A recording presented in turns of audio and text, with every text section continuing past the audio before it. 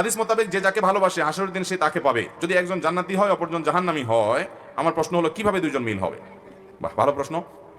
দেখুন, আলমার ও মা আমান আহাব, মানুষ যাকে ভালোবাসবে কিয়ামতের ময়দানে তার সাথে থাকবে, হাদিস নবী সাল্লাল্লাহু আলাইহি ওয়াসাল্লাম বলেছেন। এর মানে হলো এই ভালোবাসা যখন আল্লাহর জন্য হবে, আল্লাহকে খুশি করার জন্য হবে, তখন উভয় জান্নাতি হবেন, তখন দুজন একজন আরেকজনের সাথে থাকবেন। আর যদি ভালোবাসাটা আল্লাহর জন্য না হয়, দুইজন আল্লাহওয়ালা না হয়, তাহলে সেক্ষেত্রে এই হাদিস প্রযোজ্য না। এই হাদিসের উদ্দেশ্যই হলো কোনো মানুষ যদি একে অন্যকে আল্লাহর জন্য ভালোবাসে, তার মানে দুজনেই নেককার, তাহলে তারা দুজনেই জান্নাতে থাকবে পরস্পরের সাথে। কিন্তু আর এই ভালোবাসা যদি দুনিয়ার কারণে হয়, ধরুন একজন স্বামী স্ত্রীকে ভালোবাসছে, একজন মানুষ একজন মানুষকে ভালোবাসছে, ভালোবাসাটা দুনিয়ার কারণে, এই হাদিসে সেটা বোঝানো হয়নি। বোঝানো হয়েছে আল্লাহর খাতিরে যদি ভালোবাসা হয়, তাহলে সেক্ষেত্রে যাকে আল্লাহর খাতিরে ভালোবাসবে উভয়কে আল্লাহর জন্য ভালোবাসার জন্য জানাতে থাকবে। এই হাদিসের আগের বক্তব্যটা দেখেন, তাইলে পরিষ্কার হয়ে যাবে। একজন সাহাবী বলছেন ইয়া রাসূলুল্লাহ, কিয়ামত কবে হবে? আমরা প্রায় সময় দেখেন না কিয়ামতের সনখন বাজে যে ইমাম মাহদী কয় বছর বাকি আছে হুজুর, শুরু করে না মানুষ জিজ্ঞেস করা। কদিন পরপরই পৌঁছায়। কদিন আগে বোধহয় এক সপ্তাহ আগে সময় টিভির একজন সাংবাদিক বলতেছে, হুজুর ভাই কিয়ামত আসলে কবে হবে, মানে তারিখ সনটা কবে? তো অনেকে এটা জানতে চায়। নবী করিম সাল্লাল্লাহু আলাইহি ওয়াসাল্লামের কাছে এরকম একজন সাহাবী বলছেন, ইয়া রাসূলুল্লাহ কিয়ামত ঠিক কবে হবে? ওনার হয়তো জানা ছিল না আয়াত আল্লাহ যে বলেছেন যে কিয়ামতের ইলম আল্লাহ ছাড়া কেউ কারোর কাছে নাই। আমরা তো জেনে শুনেও খোঁজাখুঁজি করি অহেতুকের সমস্ত বিষয়, গায়বের বিষয়। যাই হোক, তো নবী করিম সাল্লাল্লাহু আলাইহি ওয়াসাল্লাম তাকে বললেন, মা যা আদাত তালাহা, কিয়ামত কবে হবে এটা তুমি জানতে চাচ্ছ, কিয়ামতের জন্য তোমার প্রস্তুতিটা কি? উনি বললেন, ইয়া রাসূলুল্লাহ আসলে তো কিয়ামতের জন্য সেরকম কোনো প্রস্তুতি নাই। আমার যদি আজকে কিয়ামত আমি কি পেশ করব আল্লাহর কাছে এরকম কিছু নাই, তবে আমি আপনাকে আল্লাহর জন্য ভালোবাসি, এই আমলটা আমার কাছে আছে। তখন নবী সাল্লাল্লাহু আলাইহি ওয়াসাল্লাম বলেছেন, আনতা মা আমান আহবাবত, তুমি যাকে ভালোবাসছো তুমি তার সাথে থাকবা। বর্ণনাকারী সাহাবী বলেন, আমরা নবীর মুখ থেকে কত হাদিসই তো শুনছি, কোন হাদিস শোনার পর আমরা এত খুশি হই নাই এই হাদিসটা শোনার পর যত খুশি হয়েছি, কারণ আমরা নবী সাল্লাল্লাহু আলাইহি ওয়াসাল্লামের মতো আমল করে তার পর্যায়ে কখনো যেতে পারবো না, আবু বকরের মতো আমল করে তার সমান কখনো হতে পারবো না, ওমরের মতো আমল করে তার সমান কখনো হতে পারবো না। কিন্তু কিন্তু তাদেরকে ভালোবেসে কিয়ামতের দিন এবং জান্নাতে তাদের সাথে থাকা যাবে, এই কথা জানার পর আমরা খুশি হয়ে গেলাম যে তাদের সাথে থাকার একটা সুযোগ তৈরি হলো।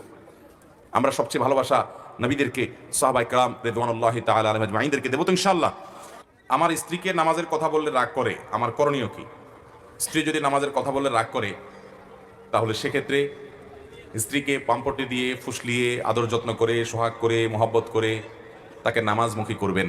আমি প্রায় বলার চেষ্টা করি, স্বামী স্ত্রীর সম্পর্কটা এরকম একটা সম্পর্ক যে মোহাব্বত দিয়ে ভালোবাসা দিয়ে প্রায় বেশিরভাগ জিনিস আদায় করা যায়। একান্ত অমানুষ যদি না হয়, একান্ত যদি কুলাঙ্গার টাইপ মানুষ না হয়, তাহলে দেখবেন যে বেশিরভাগ ক্ষেত্রেই প্রেম ভালোবাসা দিয়ে অনেক কিছুই আদায় করা সেই রকম করে চেষ্টা করতে হবে তাকে নামাজি বানানোর জন্য। তারপরে যদি তার কপালে নামাজি হওয়া নসিবে না থাকে, তাহলে এটা নিয়ে আপনারা মাথা ব্যথা নেই, আপনি চেষ্টা করবেন। আল্লাহ তাআলা আমাদেরকে তৌফিক দান করুন। এরপরে প্রশ্ন হলো, মহিলারা বলে কাক ডাকলে আল্লাহর নাম নেয়, এ বিষয়ে হাদিসে কিছু বলা আছে কিনা? কাক কেন? যত সৃষ্টি আল্লাহ তাআলার আছে, আল্লাহ কোরআনে বলেছেন, ইমিন শাইইন ইল্লা ইউসাব্বিহু বিহামদি ওয়া ইমিন শাইইন ইল্লা ইউসাব্বিহু বিহামদি। পৃথিবীতে এমন কিছু নাই, সৃষ্টি জগতে এমন কিছু নাই যে আল্লাহ তাসবিহ বর্ণনা করে না, ওয়ালাকিন লা তাফকাহুনা তাসবিহাহুম, কিন্তু তোমরা তাদের তাসবিহ বুঝো না। একটা গাছ তাসবিহ পেশ করে, একটা মোরগ তাসবিহ পেশ করে, একটা কাক তাসবিহ পেশ করে, একটা গরু ছাগল যে কোনো প্রাণী, এমনকি আপনার পাথর, আপনি এমনকি আপনার নিষ্প্রাণ যে সমস্ত সৃষ্টি আছে সবগুলো আল্লাহ তাসবিহ পেশ করে, আল্লাহর পবিত্রতা জ্ঞাপন করে।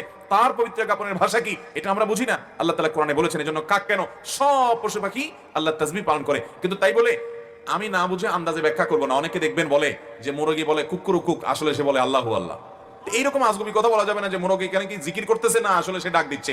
ওর তাসবিহর ধরন কি, কখন সে তাসবিহ আমি তো জানি না। আমি মন গড়া মন্তব্য বা এরকম হাস্যকর কোনো কমেন্টস করতে যাব না। তবে বিশ্বাস থাকবে যে প্রত্যেকটা প্রাণী, প্রতিটা সৃষ্টি আল্লাহর তাসবিহ নিবেদন করে, তার তাসবিহর ভাষা সে বুঝে এবং আল্লাহ রাব্বুল আলামিন জানে, আমরা জানি না, এই বিশ্বাস আমাদের থাকবে।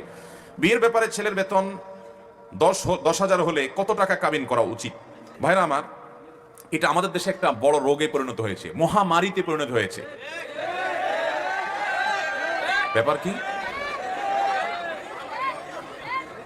সব নারায় তাকবীর শুরু করছে কেন ভাই? বিপদে আছেন সব? আহা, মেয়ের বাবা যারা আছেন ভালো করে শুনে রাখেন, খুব সিরিয়াস কথা। আমি বিভিন্ন সময় বলার চেষ্টা করি, বিয়ে বরকতপূর্ণ হওয়ার জন্য 3টি পূর্ব শর্ত আছে।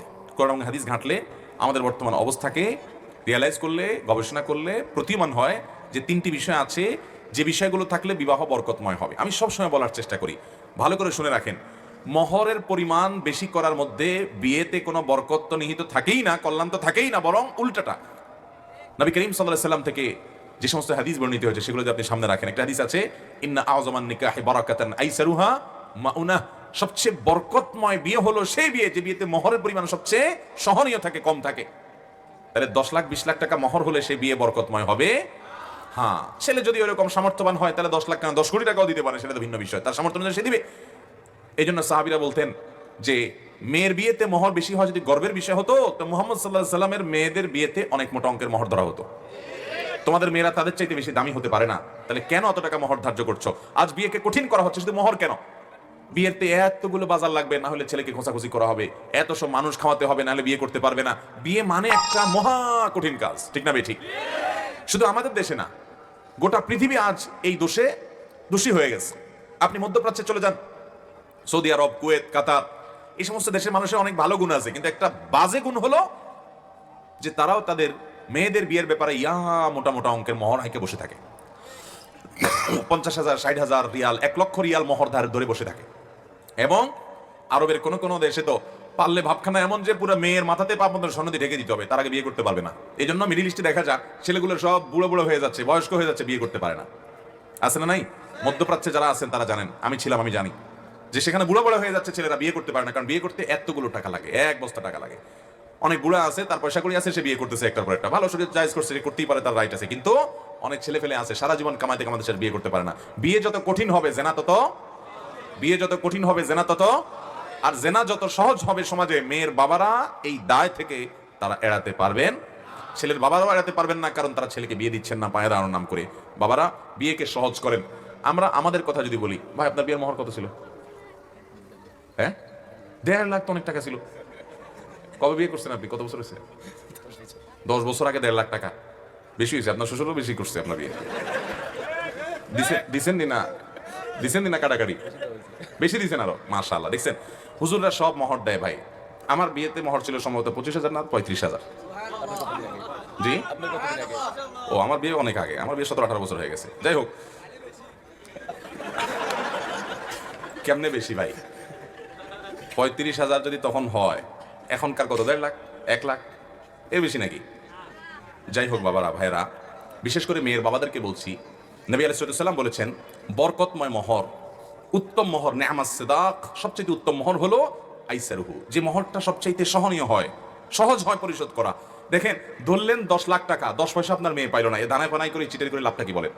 তার চাইতে এমন যৌক্তিক মহর ধরেন যেটা আপনার মেয়ে পাবে এবং ছেলের জন্য আদায় করা কি হবে? সহজ হবে।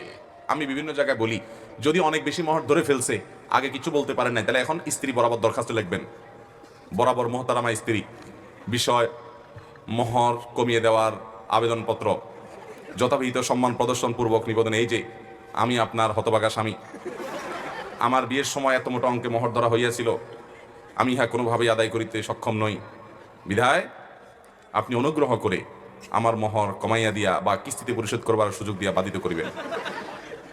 ভাইরা, বলেছি এটা একেবারে দরখাস্ত কোনো কথা নাই, শুধু বোঝার জন্য বললাম। কিন্তু বইয়ের কাছে নরম হয়ে যারা ফেসে গেছেন আগে ভাগে, তারা এখন ফুসলেয়া ফাসলেয়া উদ্ধার হওয়ার চেষ্টা করেন। আর যারা এখনো বিয়ে করেন না, যুবক পোলাপান, সাবধান হয়ে যান। যে শ্বশুর 10 লাখ 20 লাখের নিচে মেয়ে দিবে না, ওই শ্বশুর দ্বারা কাছে যায় না। উনি ওনার মেয়ে নিয়ে কই যায় দেখা যাক। মনে রাখবেন টাকা পয়সা কখনো সংসার টেকাতে পারে। আমাদের বাপ চাচারা যারা ছিলেন, মুরব্বীরা যারা অনেক সিনিয়র বয়সে, যাদের বয়স 60-এর উপরে, 55-এর উপরে, 65 এরকম, এই লোকগুলোর খোঁজখবর নিয়ে দেখেন, মোহর 10 টাকা ছিল, 20 টাকা ছিল, 50 টাকা ছিল, 100 টাকা ছিল। আপনি বলবেন তখনকার 100 টাকা অনেক টাকা, ঠিক আছে বুঝলাম অনেক টাকা, তাই বলে তখনকার 100 টাকা এখনকার 30 লাখ টাকা তো না, এত বেশ কম তো না। তো ওই 100 টাকার বিয়ে যা দেখেন 60 বছর 50 বছর টিকছে, 40 বছর টিকছে, আছে না নাই? শুধু টিকছে তা না, এমন টিকা টিকছে যে একদম সুপারগুলোর মতো, মেড ইন জাপানের মতো মহব্বত, আছে না নাই? আর যুবকরা এখন, মেয়ের বাপরা 20 লাখ 30 লাখ 40 লাখ মহর ধরে, ওই ছেলের পেটে পাড়া দিলে 10,000 টাকা বাইর হবে না, কিন্তু মহর ধরে কত? আপনার 30 লাখ টাকা মহর যদি লাগে, তাহলে ওই গরিবের ছেলে কাছে কেন বিয়ে দেওয়ার কথা বলছেন আপনি? আপনার সেখানে যাওয়া উচিত না, সব টাকায়, ঠিকই বলছে। ভাইরা আমার, এই কাজটা করবেন না। এখন বিয়ে ঘরে ঘরে ভেঙে যাচ্ছে, ঠিক না ঠিক? দাম্পত্য জীবনের শান্তি বলতে কিছু, আপনি 30 লাখ ধরলে আপনার মেয়েকে ছেড়ে সে যেতে পারবে না, আপনি তাকে আটকাইলেন। এই বিয়ের মহরটা এরকম ফালতু উদ্দেশ্যে আল্লাহ তাআলা নির্ধারণ করেন নাই, বরং বিয়ের মহরটা স্ত্রীর প্রাপ্য, যতটুকু সে দিতে পারবে ততটুকু ধার্য করবেন এবং পুরোটা দিয়ে দিবেন। খবরদার ছেলেরা কিন্তু এই ফান্দে পা দিবেন না।